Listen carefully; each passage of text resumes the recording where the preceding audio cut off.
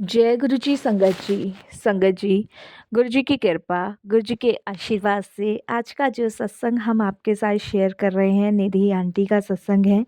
ये बहुत प्यारा और ब्लेसिंगफुल सत्संग है। तो मेरी विनती है आप सभी गुरु परिवार से कि सत्संग को अंत तक सुने, ध्यान से सुने, पूरा सुने। सत्संग का मतलब होता है सत्य का संग, और सत्संग की प्राप्ति जब ही होती है जब गुरु कृपा होती है। तो हम सभी बड़े भाग्यशाली हैं कि हमें गुरु कृपा प्राप्त हुई और हमें गुरुजी महाराज का शुक्राना सत्संग सुनने का सौभाग्य प्राप्त हुआ। तो प्लीज़ सत्संग जी बिना स्किप किए सत्संग को बड़ी श्रद्धा भाव से अंत तक सुनिएगा, ध्यान से सुनिएगा, पूरा सुनिएगा। इसके अलावा अगर आप भी अपने सत्संग अनुभव शेयर करना चाहते हैं तो हिंदी में साफ राइटिंग में आप अपना सत्संग लिखकर हमारी जीमेल आईडी पर सेंड कर सकते हैं, ताकि आपके द्वारा सुनाए गए सत्संग से जो भी गुरुजी महाराज की नई जुड़ने वाली संगत होगी उन्हें गुरु जी के कल्याण, महिमा, अनुभव के बारे में ज़्यादा से ज़्यादा पता चलेगा। सत्संग आपको पसंद आए तो आप इसको लाइक कीजिए, चैनल को सब्सक्राइब कीजिए, वीडियो को ज़्यादा से ज़्यादा संगत में शेयर ज़रूर कर दीजिएगा और बेल आइकन दबाना बिल्कुल भी नहीं भूलिएगा। जब भी कोई लेटेस्ट सत्संग आएगा उसका नोटिफिकेशन आपके पास आएगा। तो सुनते हैं गुरुजी महाराज का सत्संग, और सत्संग शुरू करने से पहले करते हैं गुरुजी का मंत्र जाप। ओम नमः शिवाय, शिव जी सदा सहाय। ओम नमः शिवाय, गुरुजी सदा सहाय। जय गुरुजी संगत जी सबसे पहले गुरुजी महाराज के चरणों में कोटि कोटि नमन। सारी संगत जी को मैं जय गुरुजी बोलती हूँ। वैसे तो मेरा नाम निधि साहिल है, लेकिन मुझे निधि ही कहते हैं अधिकतर, और ये मेरा शुक्राना सत्संग है। सबसे पहले मैं गुरु जी के चरणों में कोटि कोटि नमन करती हूँ, बारंबार प्रणाम करती हूँ उन्हें, हर श्वास का शुक्राना करती हूँ।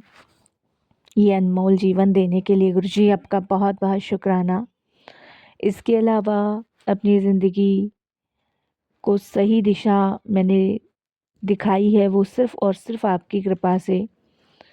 नहीं तो संगत जी मैं बहुत टेंशन और डिप्रेशन में थी। मैं डिप्रेशन की शिकार हो चुकी थी पूरी तरह। तो ये गुरुजी की कृपा है कि उन्होंने डिप्रेशन से मुझे बाहर निकाला है। कभी कभी लाइफ में कुछ ऐसी चीज़ें हो जाती हैं जिनकी हमने कभी कल्पना नहीं की होती, और मेरी लाइफ में भी कुछ ऐसी चीज़ें हुई जिनकी मैंने कभी कल्पना नहीं की थी। और संगत जी कहते हैं ना कि जब जीवन ऐसे मोड़ और ऐसे दोहराई पे आके खड़ा हो जाता है जहाँ पे आपकी कोई सुनने वाला या आपकी कोई हेल्प करने वाला नहीं होता है, ऐसे में सिर्फ एक ही दरवाज़ा खुलता है, वो गुरुजी का होता है। संगत जी मेरी शादी को अभी 1.5 साल ही हुआ है, और इन 1.5 सालों में मुझे समझ नहीं आया कि मेरे भाग्य में ये सब लिखा था या ऐसे लोग होते ही हैं। संगत जी 1.5 साल पहले मेरी लाइफ बहुत अच्छी थी, बहुत खुशहाल थी, और 22 साल की उम्र में मैंने वो सब देख लिया जो कोई भी नहीं देख सकता। हर लड़की और हर पेरेंट्स का सपना होता है कि वो अपने बच्चे को जिस घर में भेज रहे हैं उसमें उन्हें उतना प्यार सम्मान मिले जितना हम अपने बच्चे को देते हैं। और लड़की का ड्रीम होता है कि वो जिस घर में जा रही है वहाँ पे उसको उतना ही प्रेम और सम्मान मिले जितना उसने अपनी फैमिली से पाया है। लेकिन मेरी कहानी सबसे ही ज़्यादा अलग थी। आज से 1.5 साल पहले जब मेरी शादी हुई थी, तो शादी संगत जी बड़े धूमधाम से मेरे फादर ने की थी। इधर से लोन ले, उधर से लोन ले, क्योंकि मैं अपने पेरेंट्स की एकलौती ही लड़की हूँ। मेरे हस्बैंड संगत जी सॉफ्टवेयर इंजीनियर हैं गुड़गांवा में, और अच्छी खासी मेरे फादर ने शादी करी थी। और शादी करके जब मैं अपने ससुराल आई थी, तब जब वहाँ पहुँची थी तो सब ठीक था, इतना फील मुझे नहीं हुआ। और कुछ दिन तो संगत जी देखिए पता नहीं चलता है, किसी भी लड़की को नहीं पता चलता है, लेकिन धीरे धीरे चीज़ें संगत जी खुलना शुरू हो गई। जैसे संगत जी एक रात मैंने सबके लिए डिनर बनाया था और सबने डिनर किया भी था। उस दिन मेरे हस्बैंड का मुझे मैसेज आया था 1 बजे के समथिंग कि मैं थोड़ा लेट आऊँगा शाम को और तुम अपना खाना खा के सो जाना। तो संगत जी देखिए, एक नई नवेली जो दुल्हन होती है वो यही सोचती है कि नहीं, अपने हस्बैंड के साथ ही खाऊंगी। तो मैंने मैसेज में तो ओके लिख दिया था, लेकिन फिर भी मैंने उनका वेट किया। संगत जी, हम सभी मतलब जितने भी घर में हैं, कभी मतलब हम लोगों ने ये एक दूसरे के प्रति सोचा नहीं कि हमारे मन में क्या चल रहा है क्या नहीं चल रहा है। मुझे भी इस चीज़ का अनुमान लगा नहीं। मुझे लगता था कि जैसे मैं हूँ वैसी फैमिली में सब हैं। तो संगत जी, मैंने अपने हस्बैंड को 10 साढ़े 10 बजे के आसपास रात को कॉल किया, जो वो आए नहीं। तो संगत जी, नॉर्मली सी बात है, हर वाइफ अपने हस्बैंड को कॉल करती है, पूछती है कि आप क्यों नहीं आए, किस लिए नहीं आए। और मैं सोई नहीं थी, मैं जग रही थी, उनका वेट कर रही थी, क्योंकि संगत जी मैंने अधिकतर अपनी फैमिली में मम्मा को, कभी पापा लेट भी हो जाते थे तो वेट करते ही देखा था, मम्मा सोते नहीं थे। तो मैं उस दिन सोई नहीं थी, वेट ही कर रही थी संगत जी कि अभी तक आया ही नहीं है। तो मैंने 2 बार कॉल किया था तो उन्होंने पिक नहीं किया। फिर संगत जी मैंने मैसेज छोड़ दिए 2 एक, कोई रिप्लाई नहीं आया। फिर भी मैं जगी रही। तो करीबन संगत जी 1 सवा 1 हो रहा होगा, मैंने घड़ी में टाइम देखा था। 1 सवा 1 बजे के आसपास बैल बजी। और बैल बजी तो मैंने संगत जी जाके गेट खोला। गेट खोला तो मेरे हस्बैंड को देखा तो वो बहुत गुस्से में लाल पाल। जबकि संगत जी मैं बहुत मुस्कुराते हुए गई थी कि चलो आज काम की वजह से लेट हो गए हैं। और जब मैं वहाँ पहुँची और मैंने जब गेट खोला तो संगत जी बहुत गुस्से में, और रूम में गए और मैंने संगत जी बड़े उस समय पानी लेके आई, पानी का ग्लास फेंक दिया। पानी का ग्लास फेंक के संगत जी मैंने उनको पूछा तो उनने मुझे गालियाँ देनी शुरू कर दी। संगत जी मेरे लिए बड़ा शॉकिंग था। मैंने आज से पहले कभी ऐसी गालियाँ अपने लिए कभी नहीं सुनी थी, इतनी गंदी गंदी।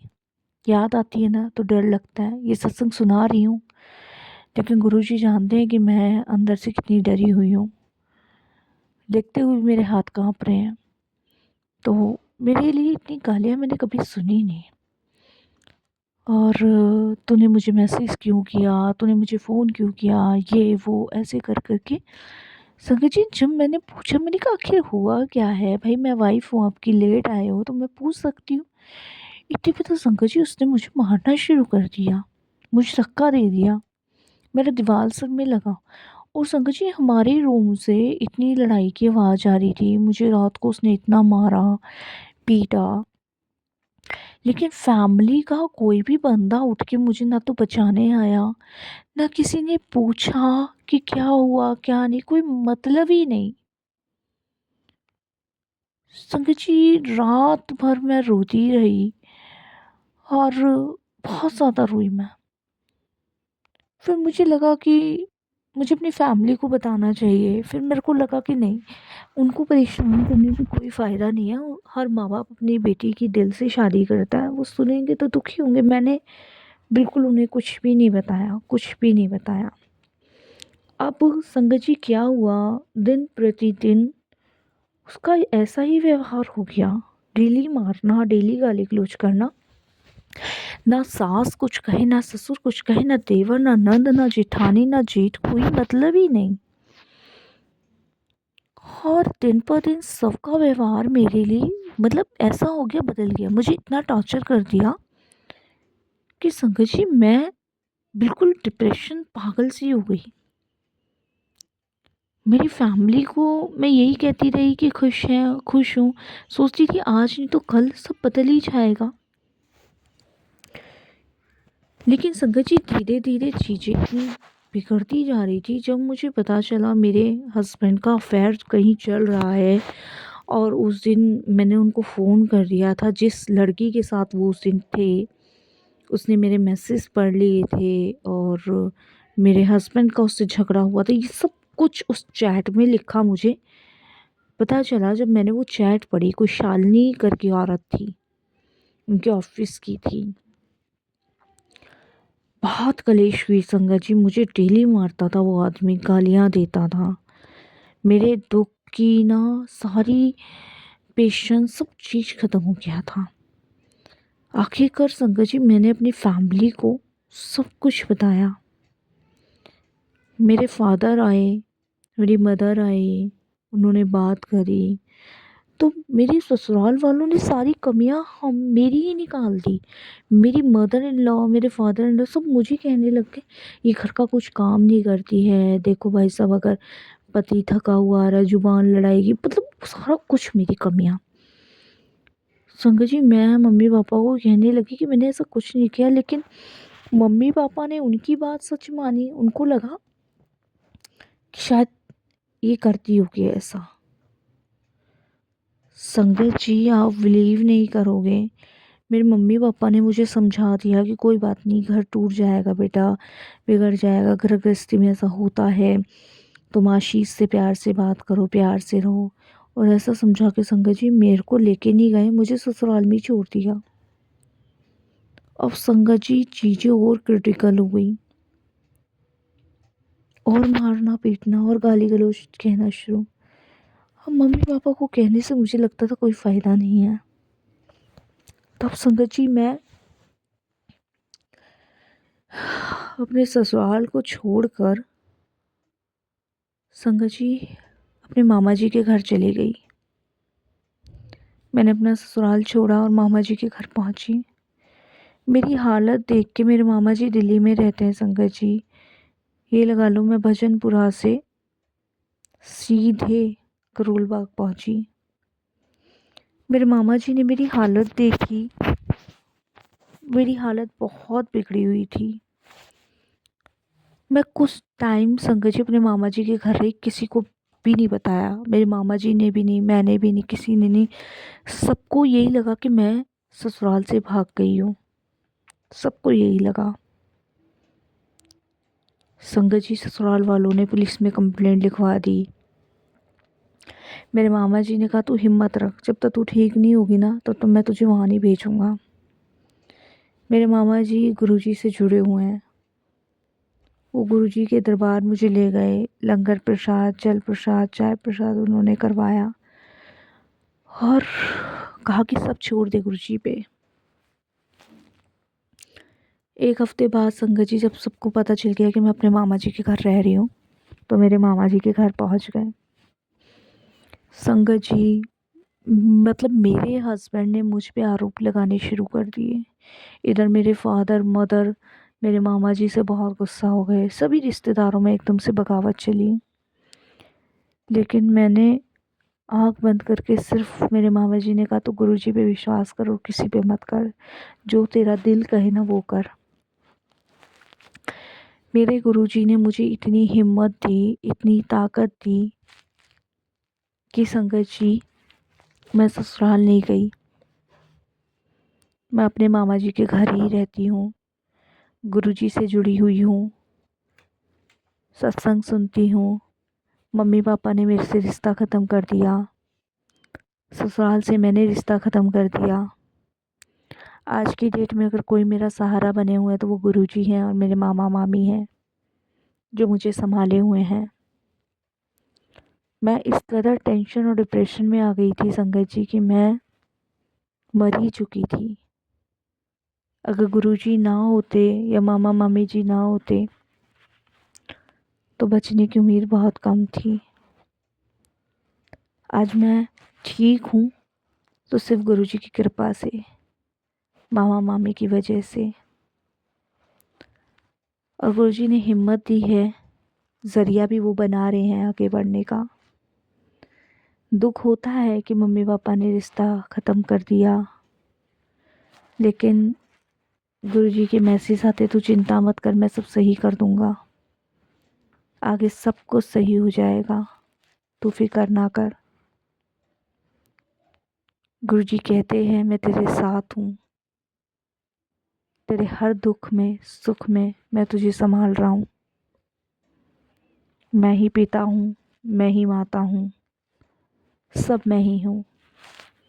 उसी हिम्मत से, उसी ताकत से मैं आगे बढ़ती जा रही हूँ। मेरी दादी को 1.5 साल हो गया था और 1.5 साल से मैं संगत जी क्या झेल के आई हूँ मुझे पता है।